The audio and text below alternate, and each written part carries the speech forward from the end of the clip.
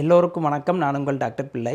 நம்ம உடம்புல ரத்த ஓட்டம்னு சொல்லுவோம் இல்லையா, பிளட் சர்க்குலேஷன், அது எந்த அளவு முக்கியம்னு உங்களுக்கு தெரியும். நம்ம உடம்புக்குள்ளே ஏகப்பட்ட உறுப்புகள் இருக்குங்க. தலையிலேருந்து கால் வரைக்கும் வெளியே உறுப்புகள் இருக்குது, உள்ளேயும் உறுப்புகள் இருக்குது. எல்லாத்துக்குமே பார்த்திங்கன்னா ரத்தம் தான் நியூட்ரிஷன், ஆக்சிஜன் எல்லாத்தையும் தருது இல்லையா. இந்த ரத்தம் ஊறுறதுக்கு நம்ம எல்லாருமே இதை சாப்பிடுங்க அதை சாப்பிடுங்கன்னு சொல்லி நம்ம கேள்விப்பட்டிருக்கோம். அந்த வகையில் ரத்தத்தில் நிறைய டைப்ஸ் இருந்தாலும் கூட பேசிக்காக ஒரு மனுஷன் வாழணும் அப்படின்னா எப்படி காருக்கு டீசல் பெட்ரோல் முக்கியமோ அந்த மாதிரி உடம்புக்கு ரத்தம் முக்கியம். பொதுவாக ரத்தத்தில் பார்த்திங்கன்னா சுத்த ரத்தம், அஸ்த ரத்தம் தெரியும் இல்லையா. சுத்த ரத்தத்தை பார்த்திங்கன்னா நம்ம இதயத்துலேருந்து உடம்போட உறுப்புகளுக்கு தமனின்னு சொல்லக்கூடிய ஆற்றி எடுத்துகிட்டு போகுது. நம்ம உடம்புலாம் யூஸ் பண்ண அஸ்த ரத்தத்தை பார்த்திங்கன்னா வேன்னு சொல்லக்கூடிய சிறைகள் இதயத்துக்கு எடுத்துகிட்டு போகுது. அங்கே என்ன நடக்கும், இதயத்துக்கும் நம்ம லங்ஸ்ன்னு சொல்லக்கூடிய நுரையீரலுக்கும் கனெக்ஷன் இருக்கு இல்லையா, அதுக்கு நடுவில் உள்ள அந்த ஆக்சிஜன் இதில் சேரும்போது திருப்பி அந்த அஸ்தரத்தத்தை நல்ல ரத்தம் மாற்றி திருப்பி உடம்புக்கு அனுப்புது. இந்த மாதிரி தான் ஒரு சுழற்சியில் தான் நம்ம உடம்பு வேலை செய்துட்ருக்கு. இதுக்கெல்லாம் காரணம் பிளட் சர்க்குலேஷன். அது ரொம்ப முக்கியமான ஒன்று. உடம்புல பிளட் சர்க்குலேஷன் இல்லைன்னா என்ன ஆகும், மனுஷன் உயிர் வாழவே முடியாது இல்லையா. நம்ம இதயத்தை விட மூளை தான் ரொம்ப முக்கியம்னு சொன்னாலும் கூட அந்த மூளைக்கே பிளட்டை கொடுத்து காப்பாற்றுறது நம்ம தலை இதயம்தான். அதனால் இதயம்தான் ரொம்ப முக்கியம். நீங்கள் என்ன நினைக்கிறீங்க, இதயம் முக்கியமாக மூளை முக்கியமாக? உங்கள் எண்ணங்களை கமெண்ட் பாக்ஸில் போடுங்க. இன்றைக்கி நம்ம ஒரு டாப் 5 ஃபுட்டு 5 உணவுகளை பார்க்க போகிறோம். இந்த 5 உணவுகளை தொடர்ந்து நீங்கள் சேர்த்து சாப்பிட்டு வந்தீங்க அப்படின்னா உடம்புல பிளட் சர்க்குலேஷன் நல்ல நார்மலாக இருக்கும். இதன் மூலமாக உடம்புல வரக்கூடிய எல்லா வியாதிகளும் சரியாயிடும். ஏன்னா ஒரு பிளட்டு ஒரு இடத்துக்கு போனால் தான் அதில் உள்ள ஆக்சிஜனும் சரி, அதில் உள்ள சத்துக்களும் சரி அந்த உறுப்புகளை வாழ வைக்கும். அப்படிப்பட்ட முக்கியமான 5 உணவுகள் என்னென்னு பார்த்துடலாமா? முதலாவது பார்க்கக்கூடிய என்னென்னு பார்த்தீங்கன்னா ஃப்ரூட்ஸு.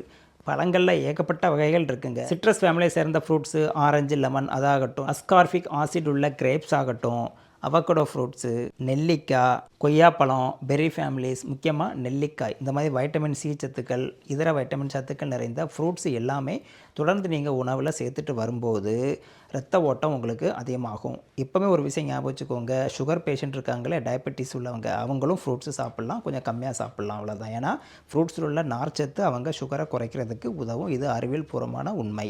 வாட்டர் மெலன் சொல்லக்கூடிய தர்பூசணி பழம் கோடை காலத்துக்கு ரொம்ப முக்கியமான உணவுங்க. இப்போ தான் பல பிரச்சனைகள் அதை பற்றி பேசிகிட்டு இருக்காங்களே.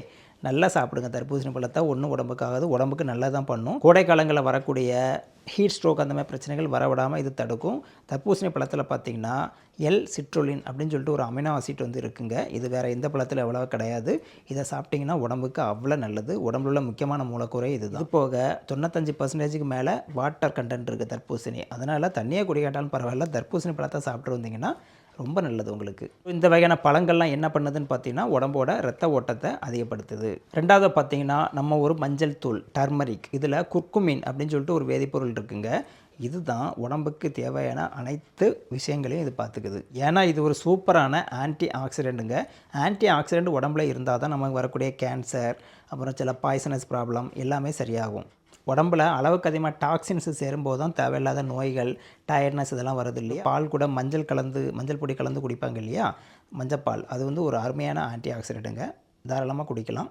சுகர் பேஷண்ட் மட்டும் சுகர் போடாமல் பால் குடிக்கணும். முக்கியமாக இதில் உள்ள நைட்ரிக் ஆக்சைடு ஒரு வாசோ டைலட்டேஷன், அதாவது ரத்த ஓட்டத்தை அதிகப்படுத்தி ரத்த குழாய்களை விரிவடை செய்து வீக்கத்தை போக்கி நம்மளை சர்க்குலேஷனை கூட்டுது. மூணாவது பார்த்திங்கன்னா கீரையில் பார்த்திங்கன்னா உங்களுக்கு ஃபைபர் அதிகமாக இருக்குன்னு தெரியும், வைட்டமின்ஸு, இரும்பு சத்து நிறைய இருக்குன்னு தெரியும். கீரை பீட்ரூட் மாதிரியே ஒரு நைட்ரேட் அதிகமாக உள்ள உணவுங்க. நைட்ரேட் அதிகமாக உள்ள உணவுகளை சாப்பிடும்போது உடம்புக்குள்ளே போய் அது நைட்ரிக் ஆக்சைடாக போயிட்டு நைட்ரஸ் ஆக்சைடாக மாறி, நைட்ரஸ் ஆக்சைடு பார்த்திங்கன்னா உடம்பை ரிலாக்ஸ் பண்ணக்கூடியது. சிரிப்புட்டு வாய் கூட கேள்விப்பட்டிருப்பீங்க. நைட்ரஸ் ஆக்சைடு அந்த மாதிரி ரத்த ஓட்டத்தை அதிகப்படுத்தி பாடியை நல்லா ரிலாக்ஸ் பண்ணி நம்மளை கூலாக வைக்கிது. நாலாவது பார்த்திங்கன்னா ஃபிஷ், மீன்கள். உண்மையிலேயே சொல்லட்டுமா, நான்வெஜ்லேயே பெஸ்ட்டு உணவுன்னு கேட்டிங்கன்னா ஃபிஷ்ஷு தான். ஏன்னா சிக்கனோ மட்டனோ எடுத்துட்டிங்கன்னா புரதம் வேணால் மீனை விட அதிகமாக இருக்கலாம், ஆனால் கொழுப்பும் அதிகமாக இருக்குது. மீனில் கொழுப்பு இல்லையா டாக்டர் அப்படின்னு கேட்டிங்கன்னா இருக்குங்க, அதுவும் நல்ல கொழுப்பாக இருக்குது. இந்த ப்ரோட்டீன் நல்லது, அது இல்லாமல் இதில் உள்ள நல்ல கொழுப்பும் கெட்ட கொழுப்பை குறைச்சி நம்மளை பாதுகாக்குது. அப்போ மீன் தான் ஒரு சூப்பரான ஒரு நான்வெஜ் ஃபுட்டு. ஏன் ஓட்டு மீனுக்கு தான். உங்களுக்கு பிடிச்ச நான்வெஜ் எது, கமெண்ட் பாக்ஸில் போடுங்க. மீன்களில் பார்த்திங்கன்னா ஒமேகா 3 ஃபேட்டி ஆசிட் ரொம்ப அதிகமாக இருக்குங்க.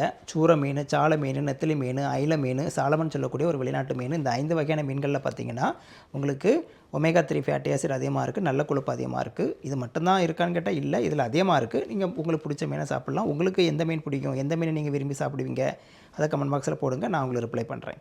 கடைசி 5 பார்த்திங்கன்னா பூண்டு, கார்லிக். இதில் பார்த்திங்கன்னா ஆலிசின் அப்படின்னு சொல்லிட்டு ஒரு காம்பவுண்ட் இருக்குது.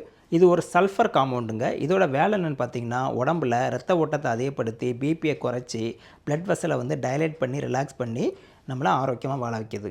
உங்களுக்கே தெரியும் இல்லையா, பூண்டு சில பேர் சாப்பிடுவாங்க. பூண்டு சாப்பிட்டா இதயத்தில் அடைப்பு நீங்கலாம் சொல்லுவாங்க இல்லையா, இதுதான் விஷயம் அதுக்கு. அதனால் இதயம் பிரச்சனை வராமல் இருக்கும்னு நினச்சிங்கன்னா பூண்டை வந்து தொடர்ந்து உணவில் சேர்த்துட்டு வாங்க. ஸோ நான் இப்போ சொன்ன இந்த 5 வகையான உணவுகள் வந்து உடம்பில் இரத்த ஓட்டத்தை வந்து அதிகப்படுத்துது. இதன் மூலமாக உடம்புக்கு தேவையான போதுமான அளவு ஆக்சிஜனேட்டட் பிளட், அதாவது ஆக்சிஜன் அதிகமாக உள்ள நியூட்ரிஷன் அதிகமாக உள்ள பிளட்டு எல்லா உறுப்புகளுக்கும் கிடைக்கும்போது இதயம் மட்டும் இல்லாமல் உடம்பு முழுவதும் நல்லா சூப்பராக செயல்படுது. இது ஒரு முக்கியமான விஷயம் தானே, உடம்புக்கு முக்கியமான செய்தி தானே. உங்கள் தெரிஞ்ச ஃப்ரெண்ட்ஸு ஃபேமிலி மெம்பர்ஸ் எல்லோரும் ஷேர் பண்ணுங்கள். உங்களோட டவுட் எதாக இருந்தாலும் கமெண்ட் பாக்ஸில் போடுங்க. வழக்கம் போல் லைக் பண்ணிவிட்டு சப்ஸ்கிரைப் பண்ணிவிட்டு மீண்டும் அடுத்த வீடியோவில் சந்திக்கலாமா. நன்றி, வணக்கம்.